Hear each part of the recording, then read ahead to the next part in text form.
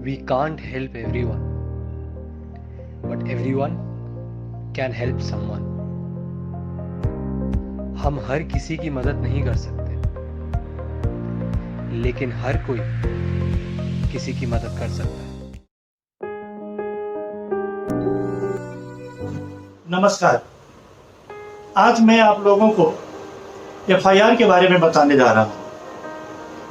FIR, जिसे first information report कहते हैं, हिंदी में इसे प्रथम इत्तला रिपोर्ट भी कहते हैं। कोई आपराधिक घटना घटती है तो सबसे पहले उस आपराधिक घटना की सूचना कहाँ देनी है, कैसे देनी है, कौन दे सकता है, इसके बारे में जानकारी होना अति आवश्यक है। नहीं तो समय पे जानकारी नहीं दे पाने की स्थिति में वास्तविक अपराधी अपराध करके बच जाता है, छूट जाता है और उसको कोई सजा नहीं मिल पाती।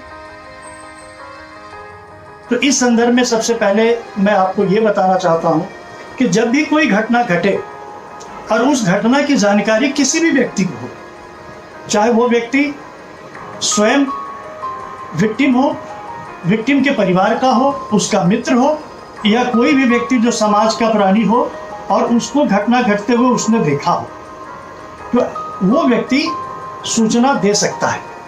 सूचना कहाँ देनी है? तो सबसे पहले सूचना थाने को जाकर के देनी चाहिए और थाना उस मामले को दर्ज करता है। थाना जो होगा, जो जहाँ घटना घट रही है, उसके नज़दीकी थाने में सबसे पहले जाकर के सूचना देनी है। अब ये बातें आती हैं, सूचना दो तरीके से दे सकते हैं हम। पहला, स्वयं राइटिंग में लिख करके हम एक सूचना देते हैं जिसे रिटन रिपोर्ट कहते हैं। दूसरा, यदि हम लिखने की स्थिति में नहीं है तो पुलिस के कोई पदाधिकारी उसको हमारा बयान दर्ज करते हैं और बाद में हमारे अंगूठे का निशान या सिग्नेचर ले लेते हैं, उन्हें हम फर्द बयान कहते हैं। तो ये फर्द बयान या रिटन रिपोर्ट एक माध्यम है पुलिस थाने को सूचना देने की किसी घटना के संदर्भ में। दूसरी चीज़ है एफआईआर जो दर्ज होता है।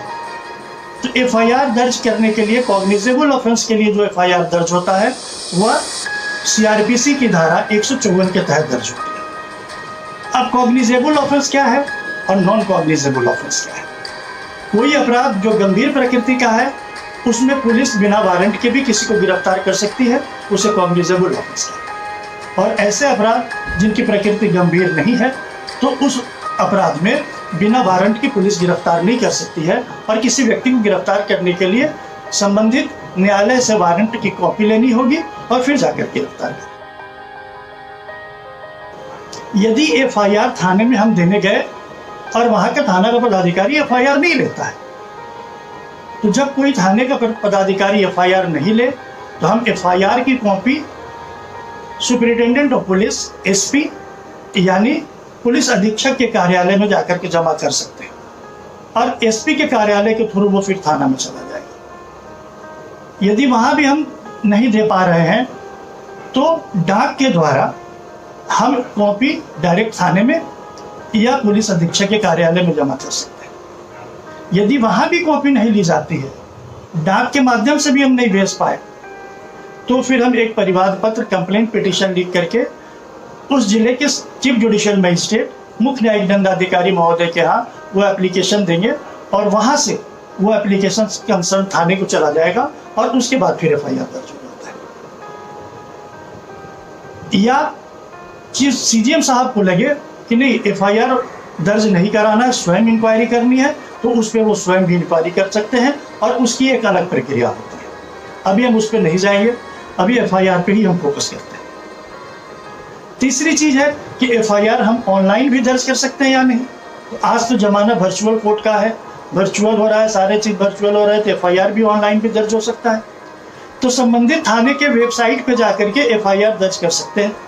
या एसपी के कभी कभी ऐसा होता है कि सारे थाने में ऑनलाइन सुविधा नहीं भी रहती है, लेकिन एसपी के कार्यालय में ऑनलाइन सुविधा रहती है। तो एसपी साहब के कार्यालय के ऑनलाइन पे जाकर के हम लोग एफआईआर दर्ज करा सकते हैं, वहाँ भेज सकते हैं और उसकी कॉपी लेकर के फिर वो मैनुअली अपना एफआईआर दर्ज करेंगे। आपने एफआईआर फाइल किया थाने में और थाना केस नंबर उस पर दर्ज हो गया।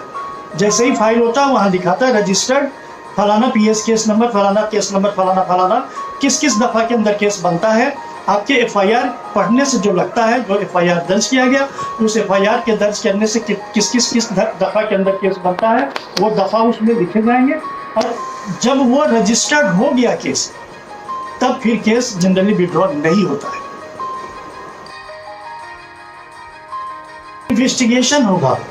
एफआईआर दर्ज करने के बाद किसी को इन्वेस्टिगेटिंग ऑफिसर नियुक्त किया जाएगा, वो पदाधिकारी इन्वेस्टिगेशन करेंगे। अब इन्वेस्टिगेशन करने में वो पुनः बयान लेंगे इन्फॉर्मेंट का। तो यदि इन्फॉर्मेंट से कोई बात छूट भी गई हो, चूंकि कहा जाता है कि एफआईआर इंसाइक्लोपीडिया नहीं है, उसमें सारी बातें लिखी हो ऐसी बात नहीं है, लेकिन जो बातें छूट गई हैं, या यदि वो अपना बयान बदलना चाहता हो या कुछ और कहना चाहता हो, ऐड करना चाहता हो, अल्टर करना चाहता हो, तो वो पुनः बयान में भी उसको एक सुविधा मिलती है, एक मौका मिलता है कि वो वहाँ कर सकता है। तो इन्फॉर्मेंट वहाँ भी या सूचक जो है वो बयान में अपनी बातें फिर से ला सकता है।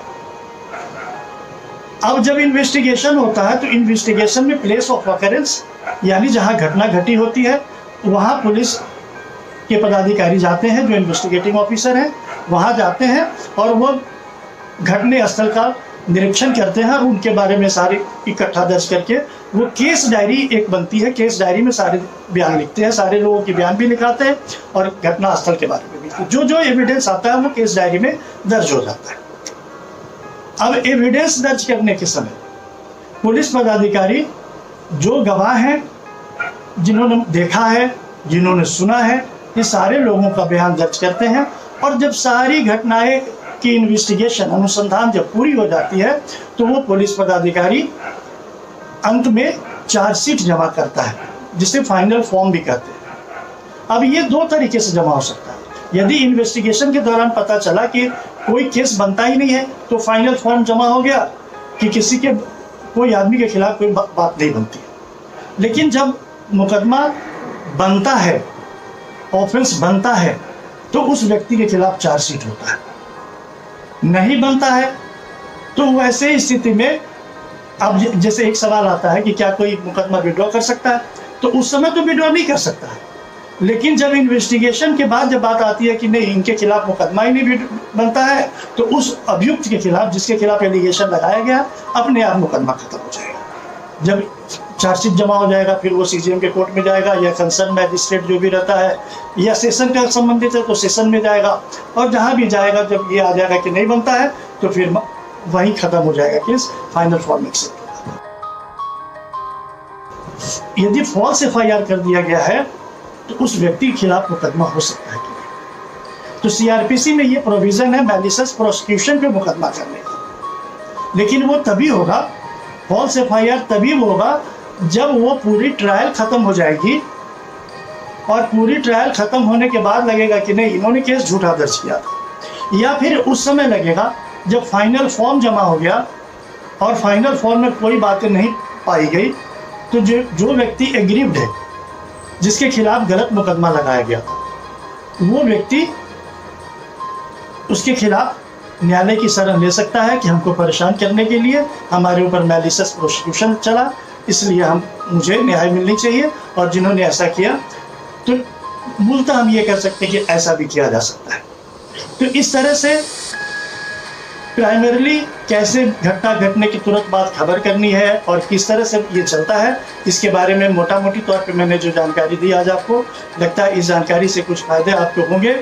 और मैं उम्मीद करता हूँ कि चाहे आपके साथ घटना घटे या किसी और के साथ घटना घटे, जैसे ही घटने के बारे में, जैसे ही अपराध के बारे में सूचना मिले तो कंसर्न थाने को, संबंधित थाने को जरूर इत्तिला दें। इससे सबका कल्याण होगा। आज हमारी बारी है, कल आपकी बारी है, परसों उनकी बारी है, किसी के साथ भी ये घटना घट सकती है। इसलिए आगे बढ़े और थाने तक बात जरूर पहुंचाएं। धन्यवाद।